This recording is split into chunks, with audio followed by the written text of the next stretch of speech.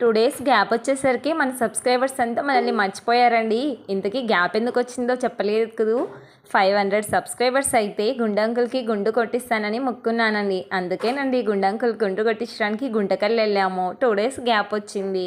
గుండంకుల్కి గుండు కొట్టించాక నాకు ఒక డౌట్ వచ్చిందండి.